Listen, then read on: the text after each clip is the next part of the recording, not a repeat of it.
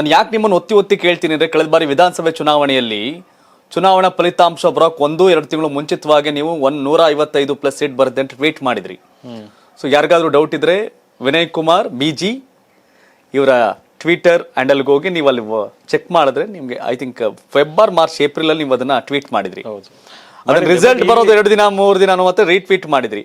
135+ seats ಬರುತ್ತೆ ಅಂತ ವಿನಯ್ ಕುಮಾರ್ ಅವರು ಮುಂಚಿತವಾಗಿ ಟ್ವೀಟ್ ಮಾಡಿದ್ರು. ಅದು ಈ ಸರಿ ಅದಕ್ಕೆ ಕೇಳ್ತಿದ್ದೀನಿ, ನೀವು ಅಲ್ಲಿ ಭವಿಷ್ಯ ಹೇಳಿದ್ರಿ. ಇಲ್ಲಿ 400 ಬರುತ್ತೆ ಅಂತ ಹೇಳ್ತಾ ಇಲ್ಲ, 400 ಬರಬಹುದು ಅಂತಾನು ಹೇಳ್ತಾ ಇಲ್ಲ, ಬರೋ ತರ ಮಾಡಬಹುದು ಅಂತ. ಅದಕ್ಕೆ ನಮ್ ಫೌಂಡೇಶನ್ ಸ್ಟ್ರಾಂಗ್ ಇದೆ. ಬಟ್ ಓಕೆ, ಬರೋ ತರ ಮಾಡ್ಬೋದು ಸೆಕೆಂಡ್ರಿ. ಈಗ ಎಷ್ಟು ಬರ್ಬೋದು ಹಾಗಾದ್ರೆ ದೇಶದಲ್ಲಿ? ಅದು ನಿಜವಾಗ್ಲೂ ಗೊತ್ತಿಲ್ಲ, ಇನ್ನು ಲೆಕ್ಕ ಬಂದಿಲ್ಲ. ನೀವು ಇನ್ನು ಯೋಚನೆ ಮಾಡ್ಬೇಕಾದ್ರ ಬಗ್ಗೆ. ದಾವಣಗೆರೆ ಜನ ಯಾಕೆ ವಿನಯ್ ಕುಮಾರ್ ಅವ್ರಿಗೆ ಓಟ್ ಹಾಕ್ಬೇಕು? ಒಂದು, ನಾನು ರಾಜಕಾರಣಕ್ಕೆ ಹೊಸಬ, ಅವಕಾಶಗಳನ್ನ ಕೊಡೋದ್ರಲ್ಲಿ, ಅವಕಾಶಗಳನ್ನ ಬಳಸ್ಕೊಳ್ಳೋದ್ರಲ್ಲಿ ನಂಬಿರೋಂಥದ್ದು ನಾನು. ಸೊ ರಾಜಕಾರಣದಲ್ಲಿ ಅವಕಾಶಗಳು ಕಡಿಮೆ.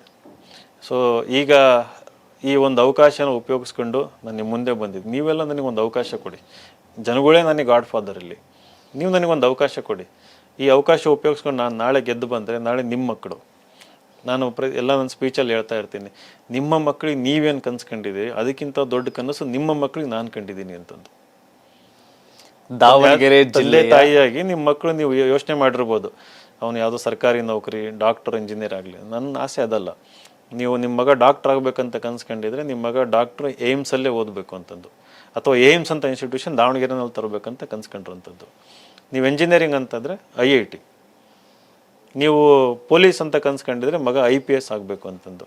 ನಾಳೆ ಆತ ಕ್ಲರ್ಕ್ ಅಂತ ಅಂದರೆ ನಾನು ಅವನು IAS ಮಾಡಿಸ್ಬೇಕಂತ ಸಾಮರ್ಥ್ಯ ನನಗಿದೆ, ನಮ್ಮ ಸಂಸ್ಥೆಗಿದೆ. ಅಂಥ ಸಂಸ್ಥೆಗಳು ಅಲ್ಲೂ ಕೂಡ ಹುಟ್ಟಾಗು, ಯಾವುದು ಅಸಾಧ್ಯ ಅಲ್ಲ. ಅದು ಒಂದು ರೀಸನ್ನು.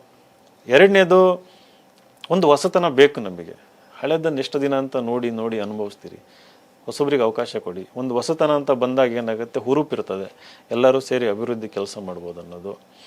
ಮೂರನೇದು, ಇವತ್ತು ವಿಕೇಂದ್ರೀಕರಣ ಆಗಲೇಬೇಕು. ಏನೇ ಇದ್ರೂ ವಿಕೇಂದ್ರೀಕರಣ ಆಗಬೇಕದು. ಅಧಿಕಾರ ಇರ್ಬೋದು, ಆಸ್ತಿ ಇರ್ಬೋದು, ಅವಕಾಶ. ಸೊ ದಾವಣಗೆರೆ ಜನಗಳು ಮುಂದೆ ಒಂದು ಸುವರ್ಣ ಅವಕಾಶ ಇದೆ ವಿಕೇಂದ್ರೀಕರಣ ಮಾಡೋದಕ್ಕೆ.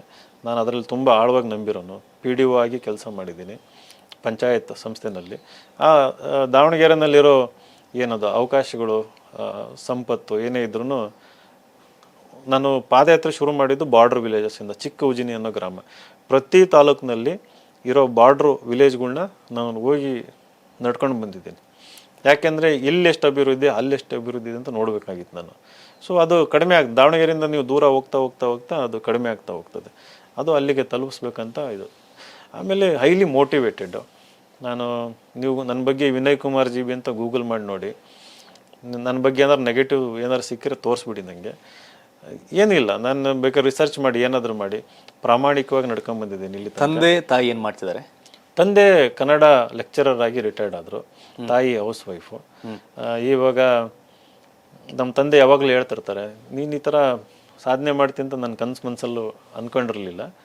ಯಾಕೆಂತಂದರೆ ಭಾಳ ಕಷ್ಟ ನೋಡಿದ್ದು. ಸೊ ಅವ್ರು ಇವಾಗಲೂ ಹೇಳೋದೇನೆಂದರೆ, ಒಂದು ವರ್ಚುವಲ್ ರಿಯಾಲಿಟಿ ಅಂದರೆ ಕನಸಿನ ಲೋಕದಲ್ಲಿ ನಾನು ಬದುಕ್ತಿದ್ದೀನಿ ಅನ್ನೋ ಭ್ರಮೆ ಅವ್ರಿಗೆ ಇವಾಗಲೂ. ನಂಬಕ್ಕೆ ಸಾಧ್ಯ, ನಂಬಲ್ಲ ಅವರು.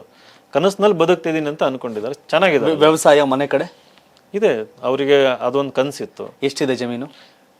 ಇದೆ, ಸುಮಾರು ಇದೆ ಜಮೀನು. ವ್ಯವಸಾಯ ಮಾಡ್ತಿದ್ದಾರೆ, ವ್ಯವಸಾಯ ಮಾಡ್ತಾ ಇದ್ದಾರೆ. ಓಕೆ.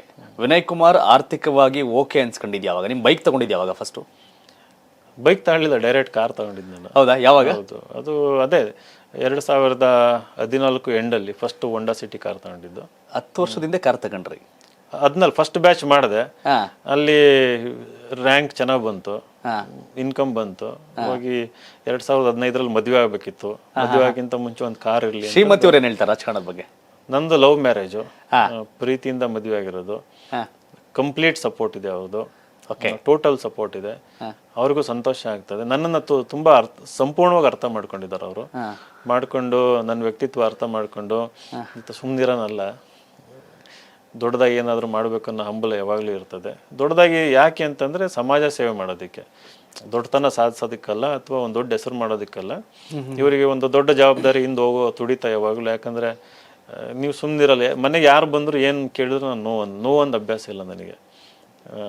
ಅದು ಯಾರೇ ಆಗಿರಲಿ, ಕೆಲವೊಬ್ಬ ನನ್ನ ಎನಿಮಿನ ಆಗಿದ್ರು ಅವರಿಗೆ ಕನ್ಸಿಡರ್ ಮಾಡಿರೋ ಉದಾಹರಣೆಗಳು. ಎನಿಮಿಗಳು ಇಲ್ಲ, ಯಾರೋ ನನ್ನ ವಿರೋಧ ಮಾಡ್ತಾ ಇದ್ದಾರೆ, ನನ್ನ ಇಷ್ಟಪಡ್ತಾ ಇದ್ದಾರೆ, ಅಂಥವ್ರಿಗೂ ಕೂಡ ಹೆಲ್ಪ್ ಮಾಡಿದ್ದೀನಿ. ಸೊ ಅದನ್ನೆಲ್ಲ ನೋಡ್ಕೊಂಡು ಬಂದು ಅದಕ್ಕೆ ಅಡ್ಜಸ್ಟ್ ಆಗಿ ತುಂಬ ಸಂತೋಷದಿಂದ ಸಪೋರ್ಟ್ ಮಾಡ್ತಾ ಇದ್ದಾರೆ. ಇಬ್ಬರು ಮಕ್ಕಳಿದ್ದಾರೆ. ಏನು ಮಾಡ್ತಾರೆ ಮಕ್ಕಳು?